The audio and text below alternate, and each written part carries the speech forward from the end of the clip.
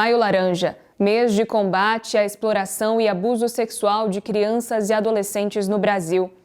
Em Mato Grosso, de acordo com dados da CESP-MT, 1.289 crianças e adolescentes de 0 a 17 anos sofreram algum tipo de abuso sexual no ano passado. Em Campo Verde, ao menos 50 casos são notificados ao ano, de acordo com o Conselho Tutelar.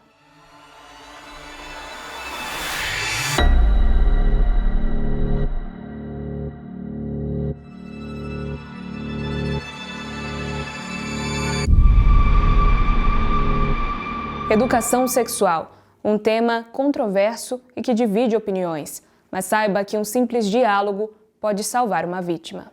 Educação sexual não é ensinar sexo para criança, muito pelo contrário. Eu acho que educação sexual previne, orienta e oferece assim, um caminho maravilhoso para todas as crianças e para todos os adolescentes. Porque a educação sexual ela não vai só prevenir e orientar em relação à criança, em relação ao abuso sexual, mas sim às ISTs, que são as infecções sexualmente transmissíveis, aos métodos contraceptivos, a questão mesmo do reconhecimento corporal. Ali da idade de 11 anos, mais ou menos, 12, a criança está entrando na puberdade. Então, ela precisa saber o que é que está acontecendo com o corpo dela. Essa questão mesmo, em caso das meninas, a menstruação e tudo, em relação aos meninos, né, a mudança de voz, a mudança dos pelos pubianos e tudo. Então, é importante que a gente deixe de ter esse tabu para a gente começar a falar mais claramente, mais abertamente com as nossas crianças, com os nossos adolescentes sobre isso. Se eu ensino a minha criança, se eu levo essa informação em relação mesmo ao cuidado com as partes íntimas, a criança ela reconhece e ela entende aonde ela está passando por uma situação de abuso. Ela entende aonde o seu corpo está sendo violado. Então, se eu não falo, toda passada de mão, toda molestação, enfim, as formas diferentes de abuso, na cabeça da criança ela pode até se sentir culpada. E ela não vai encontrar a abertura de poder falar isso.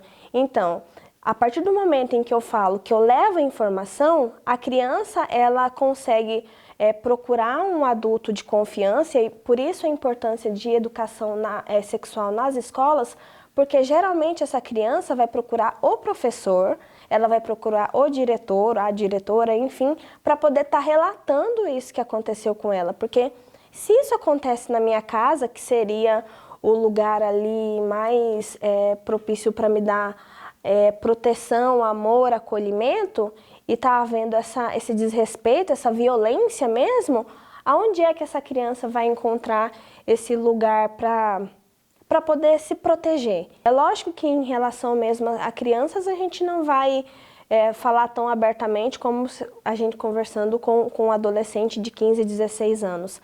Mas da forma lúdica, por meio de historinhas, por meio de músicas infantis, a gente consegue falar para a criança, né? Aonde que a mamãe pode passar a mãozinha para poder lavar, para poder cuidar caso aconteça ali alguma situação, por exemplo, de assadura, né? E também uma situação onde não é para poder pôr a mão uma pessoa desconhecida, por exemplo, para essa criança poder comunicar para esse adulto o que é que está acontecendo. E ainda entrando nesse critério, qual que é a idade, então, de acordo com a psicologia, né, a idade ideal de começar a ter esse diálogo? Desde sempre. Eu acho que não existe, a partir do momento acho que a criança vai tendo mesmo entendimento, ali 1 ano e meio mais ou menos, aonde a criança já vai desenvolvendo mesmo a questão da fala e tudo, já é o momento da gente começar a inserir educação sexual, principalmente porque é a hora do banho. Quem que pode aqui lavar ou então higienizar as partes íntimas daquele bebê, daquela criança nesse momento? O papai, a mamãe, né, assim, bem rapidinho, né, nada demorado e tudo, nada sexualizado também. Então dá pra gente levar essa ludicidade para essas crianças tão novinhas, para elas já estarem mesmo atentas à violação do corpo delas.